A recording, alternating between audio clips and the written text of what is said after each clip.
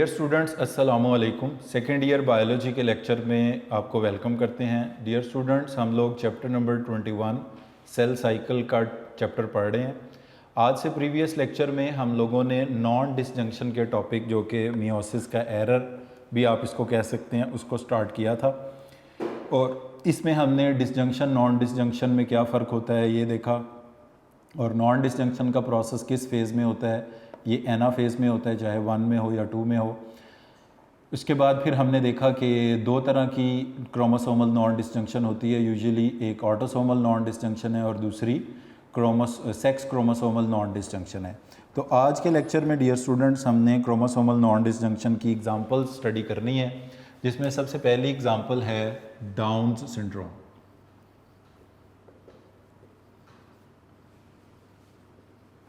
Downs syndrome. Dear students, Down syndromes को mongolism भी कहा जाता है। डाउन्स सिंड्रोम कह दें या इसको मोंगोलिज्म कह दें, एक ही बात है।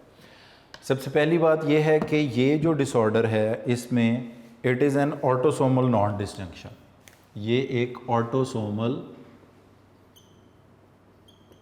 नॉन डिसजंक्शन है। और ऑटोसोमल नॉन डिसजंक्शन इसलिए है बिकॉज इसमें 21st pair of chromosome fail to segregate. आपको बताया था कि 1 से लेके 22 पेयर तक अगर कोई किसी भी पेयर में नॉन डिसजंक्शन होती है तो ये ऑटोसोमल नॉन डिसजंक्शन होगी। तो because 21st pair of chromosome fail to segregate, इसमें 21st pair of chromosome fail to segregate. Down syndrome कह दें, मोंगोलिज्म कह दें, या इसको हम कहते हैं it is an autosomal non disjunction. इसमें 21वां क्रोमोसोम जो है वो सेपरेट सेग्रीगेट नहीं होता। और ये है ट्राइसोमी। ट्राइसोमी का मतलब है कि इसमें क्रोमोसोम ज़्यादा होते हैं। आपको बताया था कि n+1 हो, यानी गैमीट होगा तो एक क्रोमोसोम गैमीट में बढ़ जाएगा, ऑर्गेनिज्म होगा तो 2n+1 होगा। तो इस कंडीशन को हम कहते हैं ट्राइसोमी। इसमें क्रोमोसोम ज़्यादा होंगे, यानी 46 की बजाय 47 होंगे। और ऑटोसोमल नॉन डिसजंक्शन है, 21st पेयर क्रोमोसोम का सेग्रीगेट सेपरेट नहीं होता, ट्राइसोमी है। एंड इट अफेक्ट्स दी ओवा। ये एग से रिलेटेड है, यानी एग जो है उसके अंदर 23 की बजाय 24 क्रोमोसोम हो जाते हैं। And it is related with the age of mother. इसमें जितनी मदर की एज ज़्यादा होगी, यानी जितनी लेटर एज की प्रेगनेंसीज होंगी, उसमें डाउन सिंड्रोम के होने का चांस बढ़ जाएगा, मोंगोलिज्म का चांस बढ़ जाएगा। जैसे फॉर एग्ज़ाम्पल, अगर इसमें मदर जो है वो टीन एज है, यानी क्वाइट यंग है, टीन एज है, तो इसमें 1 in many thousand, कई हज़ारों में से many thousand किसी एक को डाउन सिंड्रोम होगा। But if the mother is 40 years of age, 40 साल की एज है, तो ये रिस्क हो जाएगा 1/100। If the mother age is 45 years, तो ये रिस्क हो जाएगा 3/100। यानी आप देख सकते हैं कि डाउन सिंड्रोम से अफेक्टेड ओवा पैदा होने के चांस जो हैं वो मदर की एज के बढ़ने के साथ बढ़ते जा रहे हैं।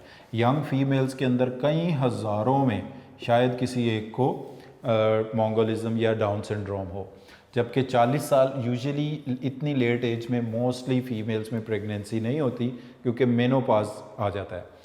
But in some cases menopause late भी हो जाता है। तो अगर मेनोपॉज डिले हो जाता है और एग प्रोड्यूस होते हैं, फर्टिलाइजेशन, प्रेगनेंसी हो जाती है, तो ये चांस होगा 1 in 100, यानी 100 प्रेगनेंसीज अगर ऐसी होती हैं तो किसी एक को मोंगोलिज्म का चांस होगा। मगर अगर 45 years की एज के बाद, जिसके चांस और कम होते हैं, तो ये रिस्क 3 गुना जो है वो बढ़ जाएगा। यानी कोई पर्सन डाउन सिंड्रोम से अफेक्ट होता है या नहीं होता, ये रिलेट करता है with the age of the mother. तो dear student, down syndrome, mongolism is one of the consequence of autosomal non disjunction in man. Book से भी देखते जाएं इसे ज़रा। During which 21st pair chromosome का fail to segregate result in gamete with 24 chromosome. जैसे trisomy का मतलब होता है गेमीट होगा तो 24, इंडिविजुअल होगा तो 47। 2n+1 का मतलब 47 होता है, n+1 का मतलब 24 होता है ह्यूमन बीइंग के लिए। तो ये ट्राइसोमी है। और non disjunction appear to occur with ova related with the age of the mother. The chance of teen age mother having down syndrome child is 1 in many thousand, यानी teen young age में बहुत कम chance है, कई हज़ारों में से किसी एक को होगा। The chance of teen age mother having 40 years की एज में 1 in 100 चांसेस होंगे, और 45 ईयर्स की एज में रिस्क जो होगा वो 3 times ग्रेटर, यानी 3/100 हो जाएगा। 100 में से 3 बच्चों को ऐसा हो सकता है। द अफेक्टेड इंडिविजुअल्स, जो अब इसके अलामात क्या होती हैं, सिम्टम्स क्या होते हैं, यानी जो बच्चे अफेक्टेड होते हैं, पैदा होते हैं डाउन सिंड्रोम से, इसको हम लिख भी देखते हैं ताकि आपको याद रहे। इसका मतलब है 47, और इससे जो पैदा होने वाला बेबी होगा वो मेल भी हो सकता है, ये सिंबल मेल का है,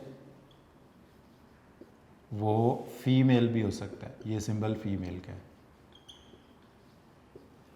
क्योंकि ये मेल फीमेल दोनों हो सकते हैं। ट्राइसोमी है ऑटोसोम्स की, सेक्स क्रोमोसोम्स का इसमें प्रॉब्लम नहीं है, ऑटोसोम 44 की बजाय इसमें 40। अब इनके सिम्टम्स क्या होंगे? The affected individuals have flat broad face, squint eyes with skin folded in the inner corner, protruded tongue, mental retardation, ये सारे प्रॉब्लम्स इनके साथ हो सकते हैं।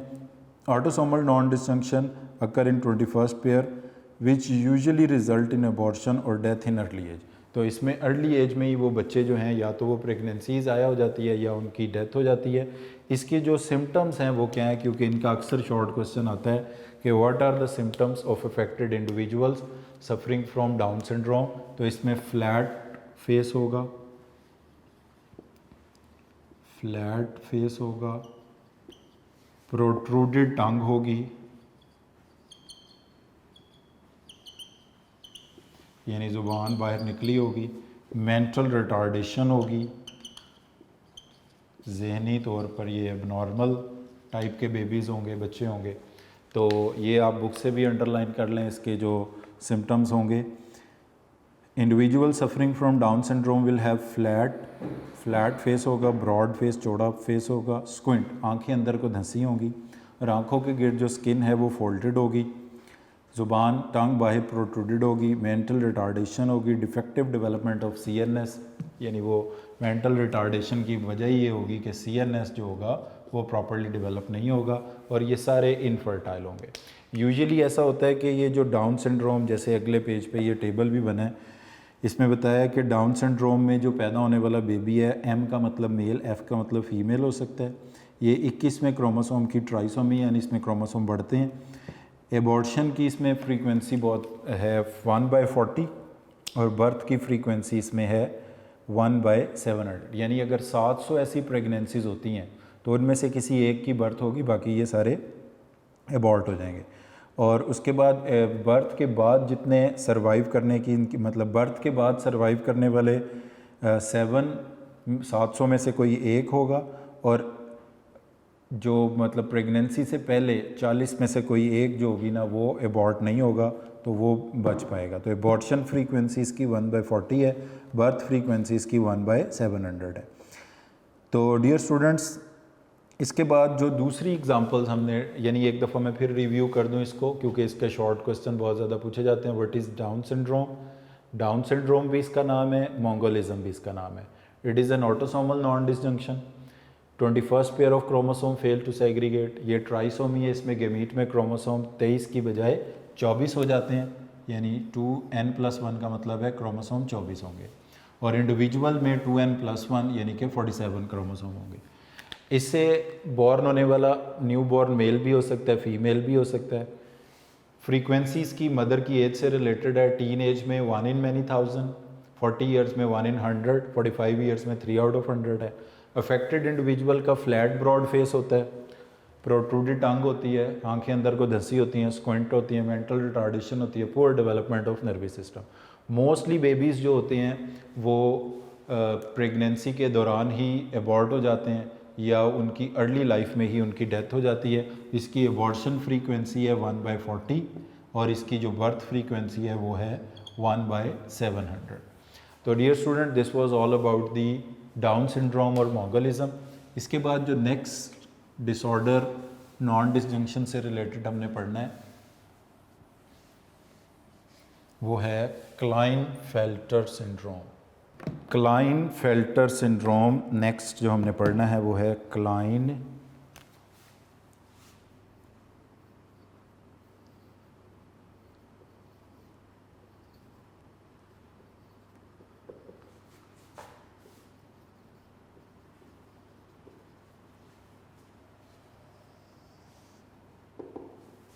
Klinefelter syndrome. तो डियर स्टूडेंट्स, क्लाइनफेल्टर सिंड्रोम जो है ये एक सेक्स क्रोमोसोमल नॉन डिस्जंक्शन है। It is a sex chromosomal non disjunction.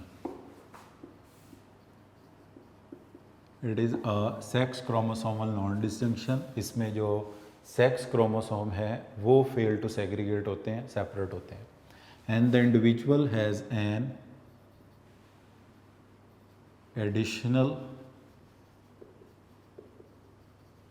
और एक्स्ट्रा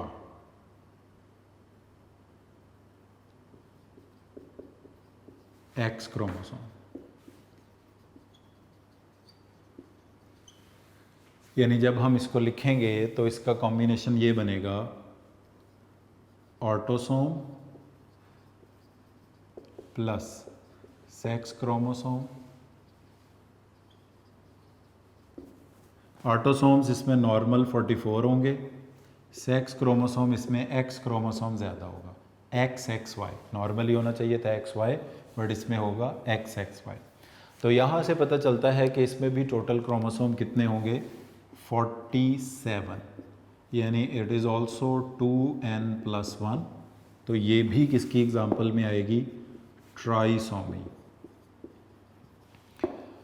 ट्राइसोमी है और इसमें 47 भी हो सकते हैं, एक एक्स्ट्रा एक्स क्रोमोसोम भी हो सकता है, 2 एक्स्ट्रा एक्स भी हो सकते हैं, 3 एक्स्ट्रा एक्स भी हो सकते हैं। तो 48 भी हो सकते हैं, 49 भी हो सकते हैं, 2n+1, 2n+2, 2n+3। यानी कि ये ट्राइसोमी है, इसमें क्रोमोसोम ज़्यादा होंगे। और जो इसमें इंडिविजुअल्स हैं वो फिनोटिपिकली होंगे male. They are phenotypically male, although कि वो एबनॉर्मल होंगे, डिफेक्टिव होंगे, नॉर्मल नहीं होंगे, बट मेल होंगे। तो Klinefelter syndrome dear student book से देखें, individuals have an additional sex chromosome. Sex chromosome mean X chromosome इनमें ज़्यादा होगा। 47 chromosome with 44 autosome and XXY, they are phenotypically male। अब इनकी जो क्लाइनफेल्टर सिंड्रोम है, इनकी एबॉर्शन फ्रीक्वेंसी तो रिकॉर्डेड नहीं है, मगर इनकी बर्थ फ्रीक्वेंसी है 1 in 1500। इनकी बर्थ फ्रीक्वेंसी जो है वो है 1 in 1500। 1500 में से एक बेबी इस तरह का जो है वो बॉर्न हो पाता है, बाकी सारे जो हैं वो बॉर्न होने से पहले ही मर जाते हैं। अच्छा, अब आ जाते हैं इसमें 48 भी हो सकते हैं, 49 भी हो सकते हैं, 47 तो ये इसमें क्रोमोसोम। अब आ जाते हैं कि ये फिनोटिपिकली सारे मेल होते हैं क्योंकि वाई प्रेजेंट होता है। और इसमें एक बात याद रख लें कि जो ह्यूमन बीइंग्स हैं इसमें मेल होने के लिए वाई क्रोमोसोम का प्रेजेंट होना ज़रूरी है। बाकी चाहे एक्स जितने मर्जी हों, इधर 2x 1y, इधर 3x 1y, इधर 4x 1y, जितने मर्जी, if the Y chromosome is present the individual will be mail.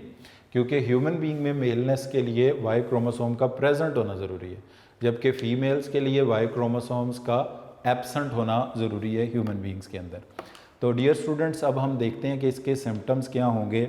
इसमें जो पर्सन अफेक्टेड होंगे क्लाइनफेल्टर सिंड्रोम से, हमारी बुक के मुताबिक they are phenotypically male but they have enlarge breast. They have just like the females,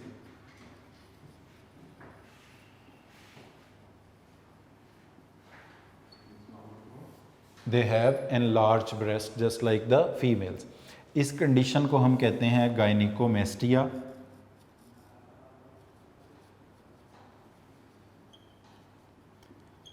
तो those individuals who are suffering from the Klinefelter syndrome, they are phenotypically males, but they have frequently enlarged breast like the females. तो ये condition, इसको हम technical terms में कहते हैं gynaecomastia, GYNECOMASTI।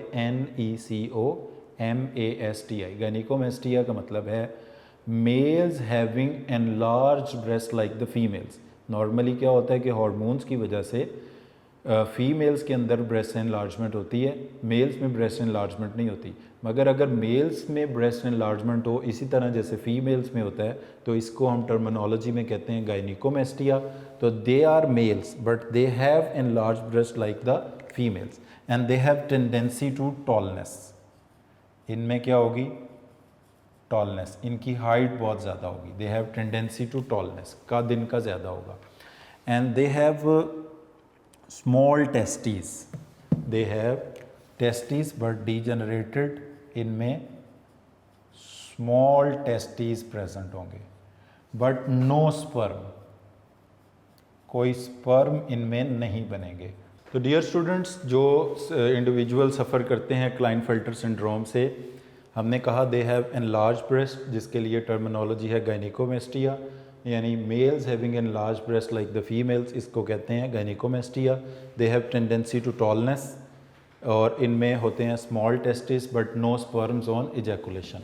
Discharge of semen from external genitalia, इसको हम बोलते हैं इजैकुलेशन। और इनमें इजैकुलेशन में सिक्रीशंस होंगी बट नो स्पर्म्स, कोई स्पर्म्स उसमें मौजूद नहीं होंगे।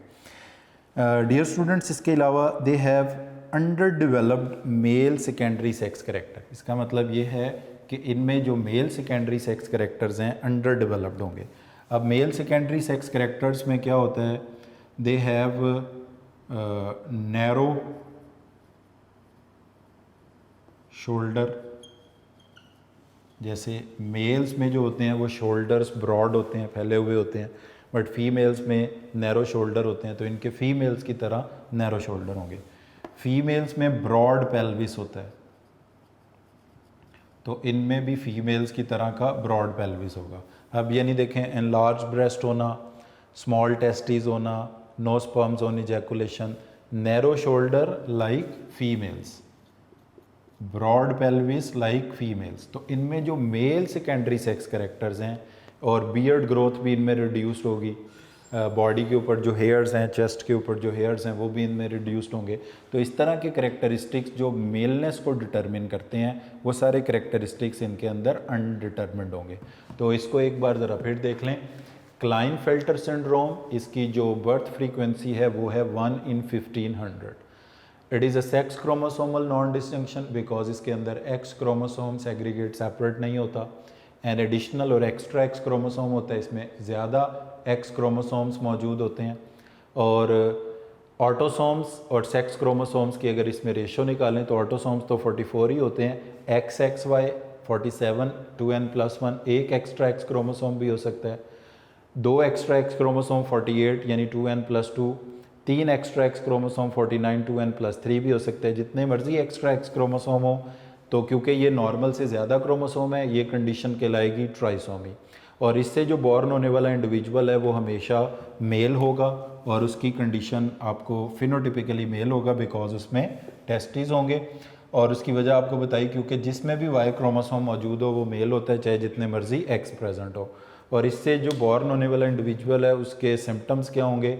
एनलार्ज ब्रेस्ट होंगे, इसकी टर्म को हम कहते हैं गायनिकोमेस्टिया।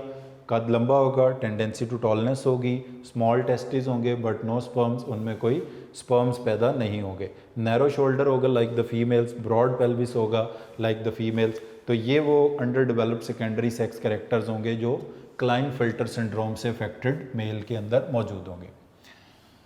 इसके बाद डियर स्टूडेंट्स, जो तीसरी एग्जाम्पल हमारी बुक में दी हुई है नॉन डिसजंक्शन के हवाले से, वो है टर्नर्स सिंड्रोम।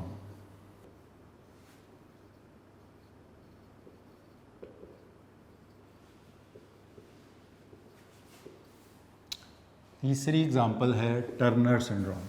तो डियर स्टूडेंट, टर्नर सिंड्रोम जो है ये भी एक सेक्स क्रोमोसोमल नॉन डिसजंक्शन है।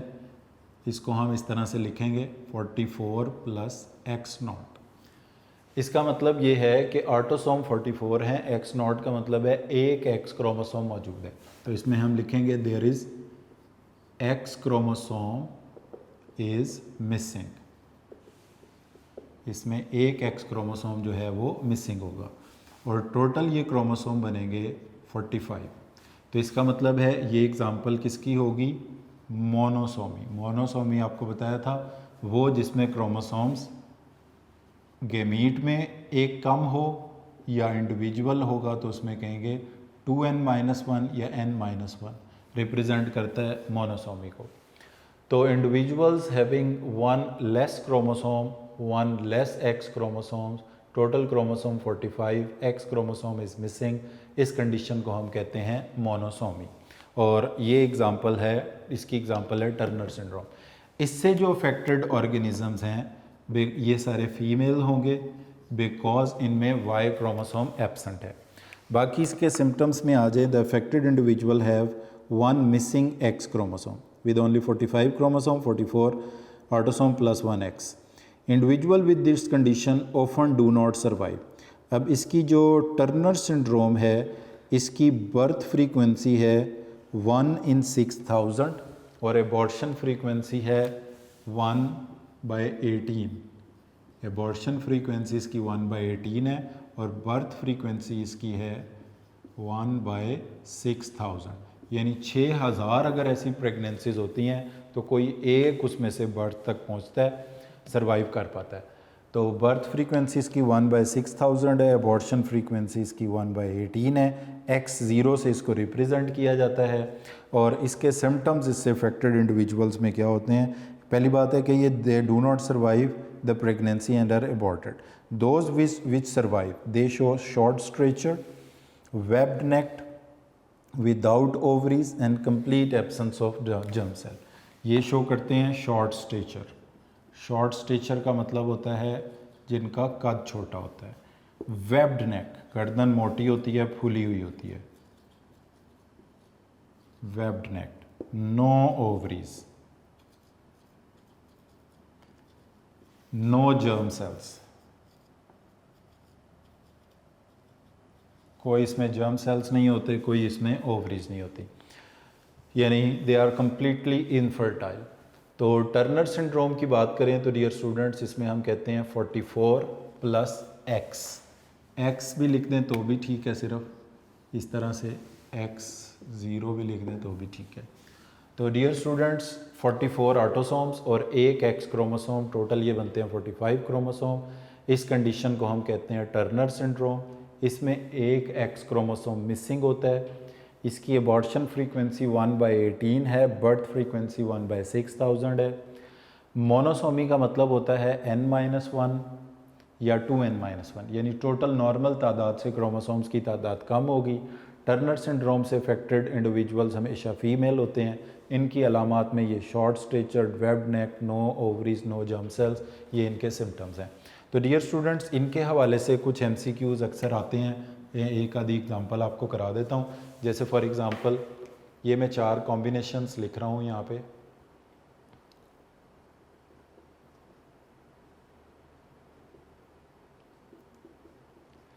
तो इन्हीं को अगर हम ऑप्शंस बना लेते हैं A, B, C और D, तो अगर आपको कहा जाता है which of the following is representing Klinefelter syndrome, इनमें से कौन सा क्लाइनफेल्टर सिंड्रोम को रिप्रेजेंट कर रहा है, तो ये पहला होगा XXY। उसके बाद इनमें से कौन सा है जो मेटा फीमेल को रिप्रेजेंट कर रहा है, ये बॉक्स में दिया हुआ है, तो मेटा फीमेल को रिप्रेजेंट कर रहा है B। कौन सा टर्नर सिंड्रोम को रिप्रेजेंट कर रहा है, तो वो होगा C। कौन सा जैकॉब्स सिंड्रोम को, वो होगा XYY। तो डियर स्टूडेंट अब इसके नीचे एक टेबल और एक तस्वीर दी है, उसको हम बुक से देख लेते हैं। मियोसिस 1 में भी नॉन डिस्जंक्शन हो सकती है, 2 में भी। मियोसिस 1 में होगी तो हम इसको कहेंगे कि n+1 n-1 गेमीट बनेंगे मियोसिस 1 के नतीजे में। 2 में होगी तो मियोसिस 1 नॉर्मल होगी और उससे जो मियोसिस 2 के बाद गेमीट बनेंगे उसमें n+1 n-1। तो टेबल में देख लें ज़रा, ये सिंड्रोम्स के नेम है। डाउन सिंड्रोम, सेक्स इसमें मेल फीमेल दोनों हो सकती है। क्रोमोसोम की जो ट्राइसोमी का मतलब ज़्यादा होना क्रोमोसोम, ये 21st की है। एबॉर्शन फ्रीक्वेंसी 1/40 है, बर्थ फ्रीक्वेंसी 1/700 है।